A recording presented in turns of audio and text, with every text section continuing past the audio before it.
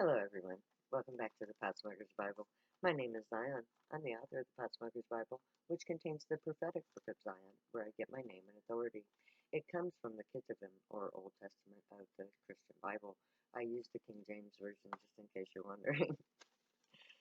Today I'm doing the 25th part of the dissertation of the 27th chapter of the Potsmoker's Bible, which contains the 24th chapter of the Book of Zion. So I'm going to take up where I left off last time. So, every plant that you see was once a person. Before the flood, they were wicked. They were forgotten among the living mobile, sentient beings, and were bound to the earth. Soon, many others will join them. Perhaps that too is karmic. If karma works true, the souls to be bound must surely be joining their soulmates in the lower realms, who were bound at the time of the flood, ensuring their own eventual descent.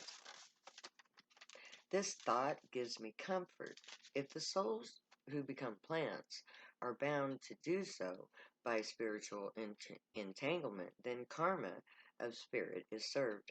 The half spirit, i.e., the soul, that hasn't been bound by personal wickedness, had gone on in sentient form, but they could never evolve beyond a certain point, which would bind them to the next lowest realm, the animal kingdom. Balance of karma on the next highest level of evolution. I find comfort in this cosmic symmetry.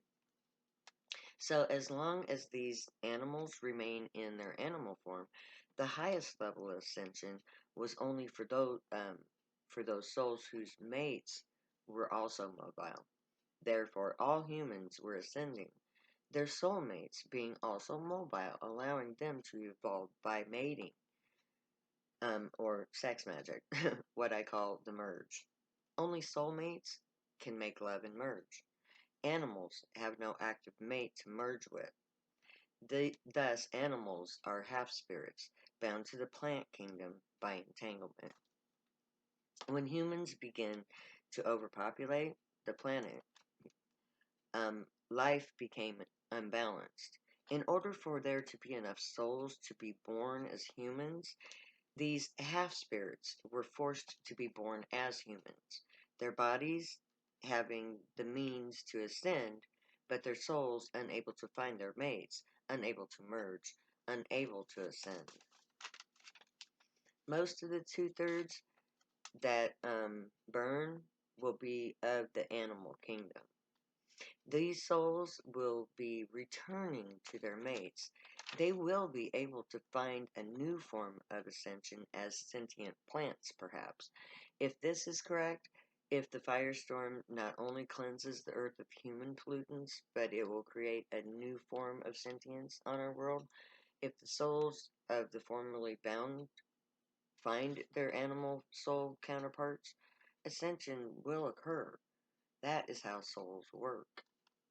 So the firestorm is a cleansing and an evolutionary necessity. The bound souls of the flood will at last be able to find their unbound mates. So the fire will be a blessing for the souls bound to the flood. But both plants and animals will evolve. The end of the age of man will be the beginning of a new form of evolution. Not all of the souls of the forgotten will be found guilty enough to require the plant form. These souls will be able to incarnate as animals, they will free themselves from their entangled mates from the plant realm and the animal kingdom, too, to become a sentient form, a platform for a new type of sentience. This is the plan on a cosmic level. The wicked and the evil become plants, and the guilty but not evil will become animals. In our next age, all three forms of life here will become able to ascend to their highest evolution. Our planet, and all its life forms will have the means to evolve, and what form that evolution takes is open to speculation. Can plants evolve to walk? Can there be treants, as in fantasy stories? Can animals evolve into sentient species? Humans? Can, like humans? Can they also, and why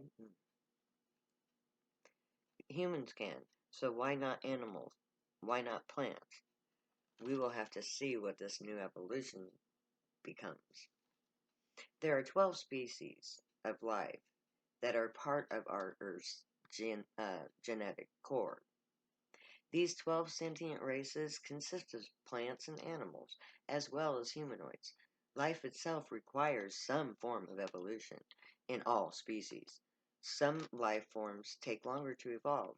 Many of the species we are allowing to go extinct have relatives that are not at all pleased.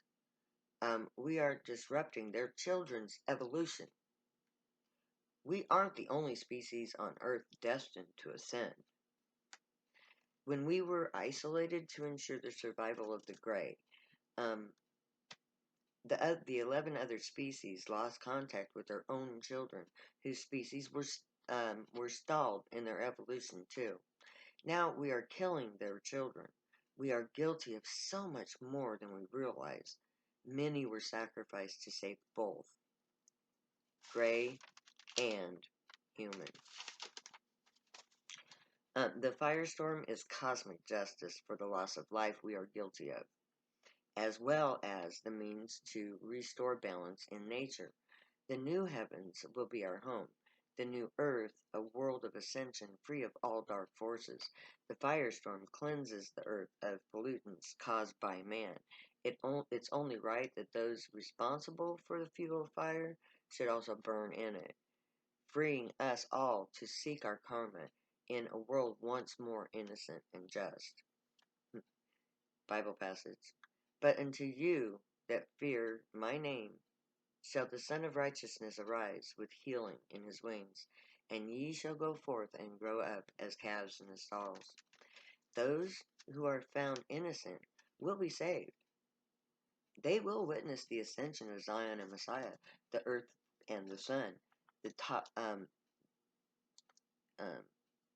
The tale of the unicorn maid tells us that Zion the unicorn is the soul of earth, and Messiah, her unicorn mate, is the sun.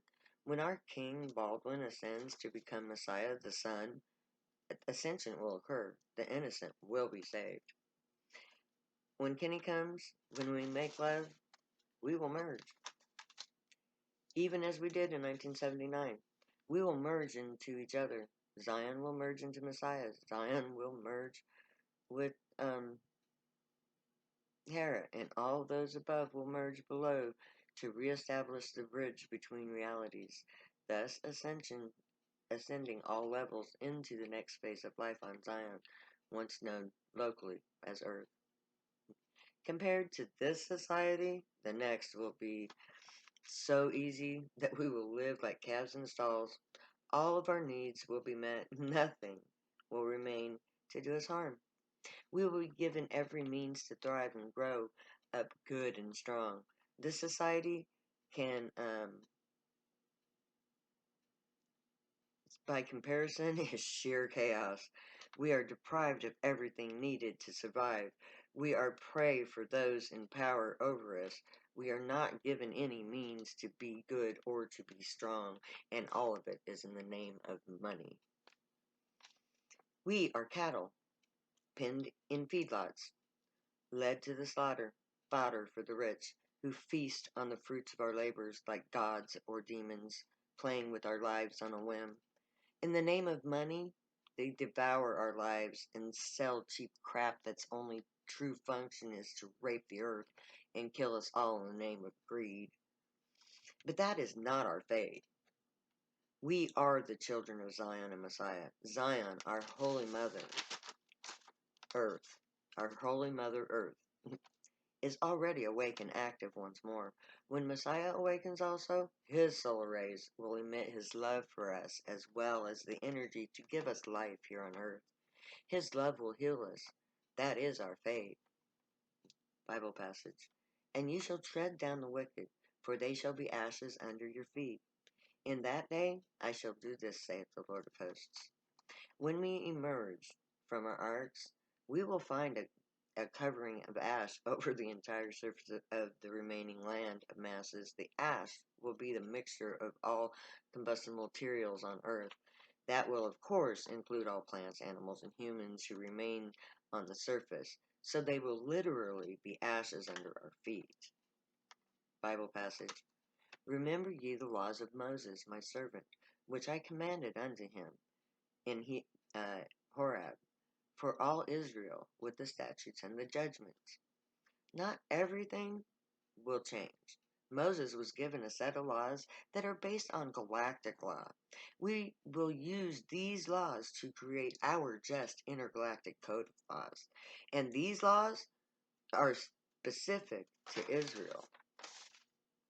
Israel as a nation is required to follow the laws of Moses, and everyone who comes out of those mountain arcs will be a part of Israel. There won't be any division on this planet. The unity of Islam and Judaism will be so intertwined, the family, that Ishmael will lose its empire. Islam or Palestine will have their own national laws and identities, just as Zion the nation will have our own set of laws. The new earth will have nations who rule themselves.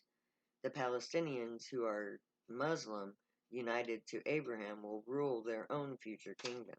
We can divide the earth once we get out any way we choose. Every ark will become a sovereign nation. Each nation will govern themselves according to their traditions. Each nation will be bound by international and intergalactic law, the laws of Moses. Our world won't be a single united nation governed by a single mandated law. Each saved population will be free to govern themselves within the bounds of intergalactic law. For all Israel is the clue. The laws of Moses applied to Israel. Muhammad also created a set of laws to govern Islam. Taoism has its laws, Hindus its laws, and each of these sacred laws are the template for the laws of the nations who follow these teachings. So for all Israel, a single nation means that national identity isn't invalid. Israel governs themselves according to the ancient traditions, and that means every ark is a nation bound by its traditions, governed by intergalactic law. Bible passage. Behold, I will send you Elijah, the prophet, before the coming of the great and dreadful day of the Lord. Elijah the prophet was known as a troubler of Israel.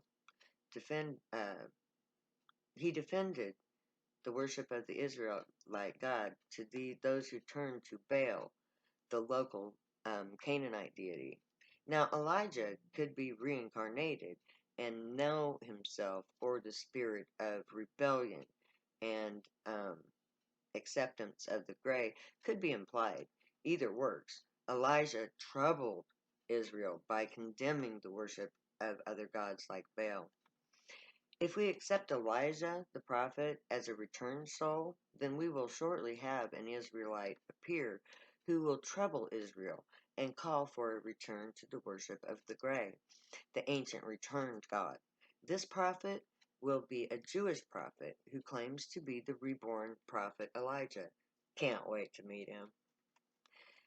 There are other passages that speak of an Israelite prophet to lead Israel back to